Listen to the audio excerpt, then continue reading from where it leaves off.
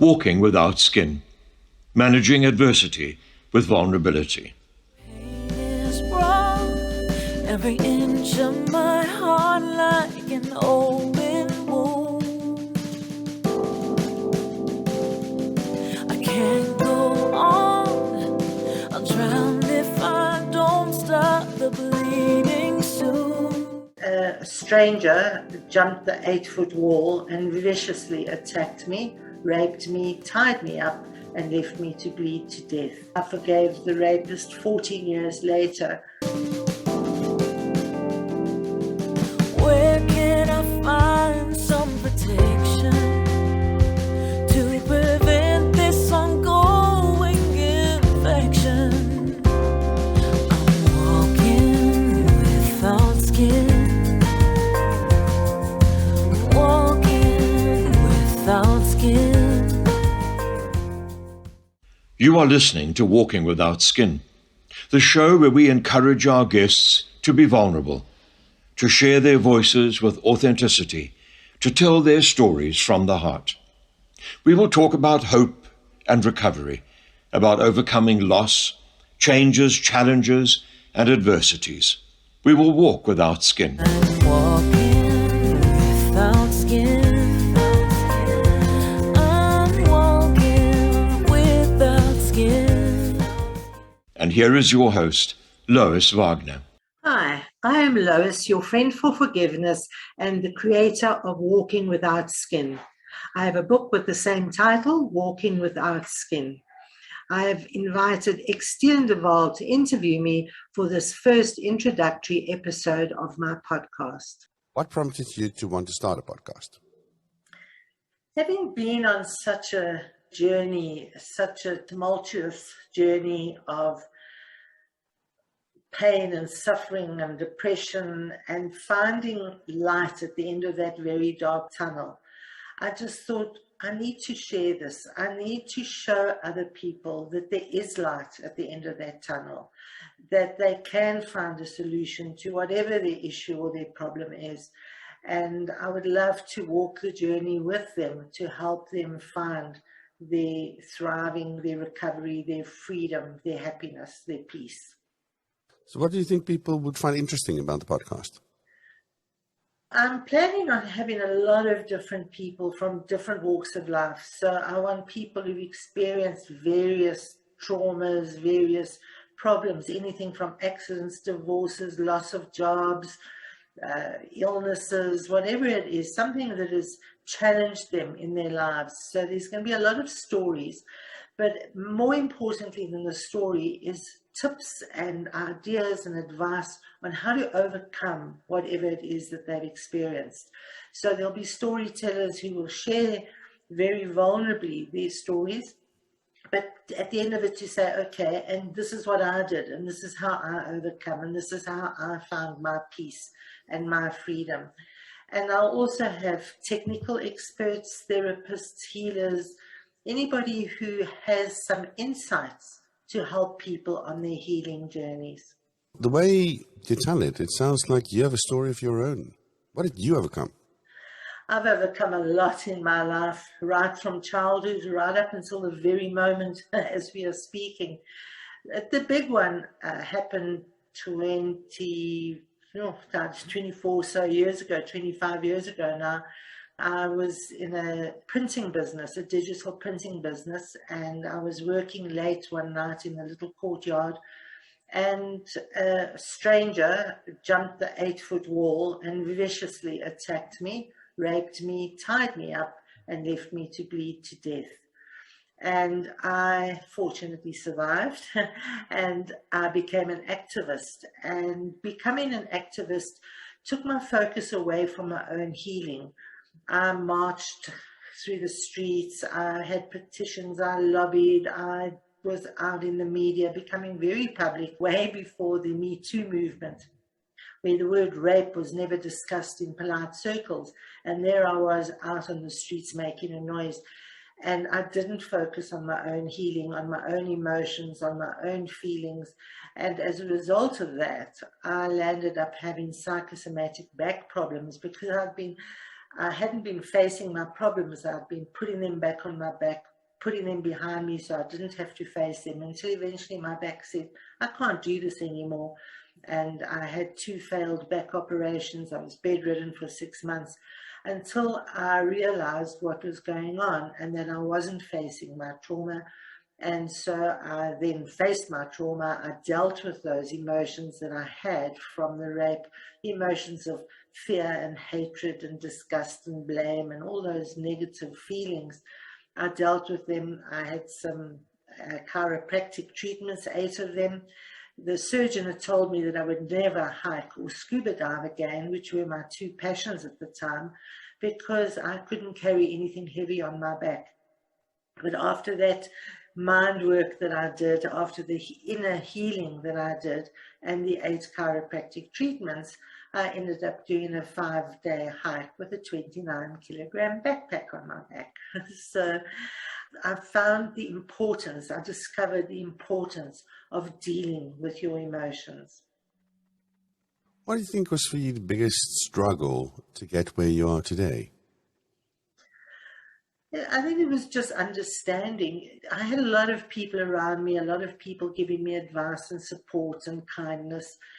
And I think the biggest struggle was I didn't know what to do. I didn't have anybody who had experienced what I'd experienced to sit down and talk to. I felt that I was all alone. I did join a couple of years later, it wasn't immediate, I did join a circle of rape survivors. But up until then, I'd done it on my own. And I think that is the problem. You are not alone, and there are people out there to support you. I didn't have those people. I had other people, but not those who had experienced something similar. If I listen to you, there's a few things you're talking about and traumas and so on, and I'm just wondering, who would be the most, okay, let me rephrase that. Who would be the people that you think would have a benefit listening to your podcast?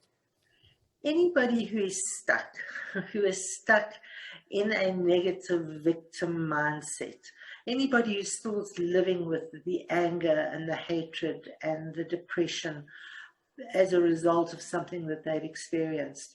So those people who need to find the next step. What do I do now? Where do I go to for help? Who can help me? So it's a way of becoming unstuck. And so it could be anybody. I think it'll be mostly people who've experienced some kind of sexual trauma, abuse, some form of violence. But the rules, the tips, the information applies to anybody who's experienced a major adversity or challenge. What I find interesting is that, as you may know, I also went through something similar, but more towards the date rape side of things. And for me, it wasn't necessarily the anger at someone else, it more the anger at myself and feelings of guilt and feelings of what did I do? What did I contribute to this? Do you think those are things that you will be covering as well? Definitely. Guilt and shame are such heavy burdens to bear. And if we understand that it's not our fault, we made decisions at that time based on our best knowledge or understanding at that time. And if we can understand that, we make a lot of decisions as we go through life. And then afterwards you think, oh, why did I do that? But if you think at the time you were doing what you thought was the best thing to do. And so we work with that. We work with understanding and releasing that guilt and that shame that you may carry as a result. Cool. You're calling your podcast Walking Without Skin. Why that? What does that mean to you? Well, it sounds very painful. But take consideration that most of my sensors are in my skin, maybe it might just feel very, very vulnerable. Exactly. And that's what it's about. It's about saying, this is me. This is what I've experienced. This is what I've had to endure in my life. And so walking without skin, it's walking vulnerably. It's allowing yourself to expose your inner thoughts or feelings, not necessarily to the world like I've been doing, but exposing it to yourself, sharing it vulnerably with a therapist, a friend, a family member, or out in a story for the public to hear. It really is your choice, because your skin is what protects you. So when you're without skin, you have no protection, and you are vulnerable, and you are hurting. And so I want people to learn to walk with skin. So that is the background to it. Sounds almost like it's a rediscovery of your skin. I like that, yes. Yes, it is. And as I said, I want to walk the journey with people. I want to hold their hand, not necessarily literally, but help them through that journey by walking through it with them, by letting them understand that they're not alone, that there is somebody out there to support them, to explain to them, to guide them, and just follow the roadmap and walk that journey. I think the walking also resonates with me because when you've gone through something like that, it sometimes feels like you're stuck. And walking is a movement. It's a way of moving away from that point and going into a future or going into a place that might be better for you. If somebody's listening to this right now, what would you like them to do? I would like them to subscribe to this channel so that they can start learning and hearing other people's stories and finding these tips. Also to discover where they are in their healing journey. You know, we start off, we become victims. We're all victims at some point after a major challenge, and that's where all those negative emotions emerge. And it's about saying, okay, I'm a victim, and acknowledge that I am a victim. Something happened. You can't change what happened. So let's accept what happened. Let's acknowledge it. And let's take those emotions and divorce the emotions from the event, and then start analyzing the emotions. Because if we can release those emotions, we release the trauma, and we can work towards finding that peace and freedom. I think it's a very interesting and lovely message, Lois. If there's anything else you would like to leave people with, what would that be? Forgive. I'd say people move from victim, and then they deal with those emotions. They then develop their resilience, and they become survivors. But surviving is still a struggle, because you're trying to get your life back into some kind of normality, and you're still focusing on yourself and getting things back. And you then have to develop your grit, and your grit is where you focus on your future. You get new aspirations and goals, and you start working towards something exciting and different. And that grit takes you to become a thriver. And at a thriver state, you achieve some level of success, you become empowered, and it's at this point that you can consider forgiving yourself for making those decisions that were maybe not suitable at the time, for putting you in that situation, forgiving yourself, and then also to forgive the perpetrator or the other person or the situation or the incident, to learn to forgive. And when you forgive, that is when you find true freedom. I know I forgave the rapist 14 years later. I went to the prison. He had been given a 25-year prison sentence. And I went to the prison and I forgave him. And I literally flew free out of that prison. And since then, I have never been triggered. I can talk freely about my situation, about what happened. I don't have any adverse reactions. And I believe personally that forgiveness really helps you get over your PTSD. It helps you manage your trauma, and it leads you to that freedom. I think it's interesting that you use the word forgiveness. People often think about forgiveness as forgiving someone else. But there's also a forgiveness, I think, of yourself. Absolutely. You know, I had to forgive myself for working late that night. I had to forgive myself for not knowing how to fight, because I fought hard. I didn't know what I was doing. And had I known how to fight, I may have overpowered him. So I had to forgive myself for hatred. Hatred is such a negative emotion that has such adverse effects on your mind and your body. So I had to forgive myself for so many things. And it's so important to be able to forgive yourself before or whenever. I think we should learn to forgive every day of our lives. think forgiveness is also a way to let go. It's when we forgive others and we forgive ourselves, we can step into a new future that is not tied solely to that spot anymore. Exactly. And it's also important to know that forgiveness does not condone what the other person did. The rapist deserved to go to prison. He did something bad and he deserved to pay his dues for that. So it's not condoning and saying he shouldn't go to prison or he should walk free. It's about saying, I'm breaking myself from that bond that is tying me to that situation or that person. It may help that person. It may give them the freedom that they've been looking for. It may not. It's not about the restitution or the reconciliation. It's really about saying this is no longer going to hold me back with all my negative emotions that are causing me stress and anxiety and unhappiness. So you mentioned the word grit. Angela Duckworth describes grit as passion and perseverance. What's been your experience? Exactly. I always say when it comes to when you're in that survivor mode, you need to design your future. What is it I want to do? Get new aspirations, new goals, new directions. What are you going to do with your experience? Are you going to just bury it in your memory, or are you going to do something like I'm doing, helping other people? And you might even find a whole new career or a whole new life from it, but it's deciding and designing that new direction and then going forward. So it's focusing on that future with that passion, that perseverance, and that persistence. And it's wonderful to get there, to finally be thriving through using your grit.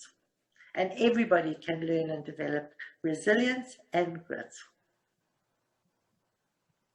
Oh, anything we have missed that you would like to share with the audience? I think we've covered the core of it. I just believe everybody needs to share with somebody. Don't hold it back within yourself. Share it with your family, with a therapist. If you've got nobody to talk to, share it with your dog or your cat. But everything is energy, and we're connected to the universe with energy. And the more you can put it out there, the more the energy of the universe is taking some of it away from you, and it dissipates a little bit. And the more you share it, the easier it becomes. It's not so much your story anymore. It becomes a universe story. And it really is healing to write, to talk, get your story out there somehow, out of yourself and into the universe. I've got to say, I invite everybody to fly free. Thanks for that. I won't let you win. You don't have control. You stole what you could, but you don't get my soul. With every day I'm getting stronger, and soon I won't be any longer.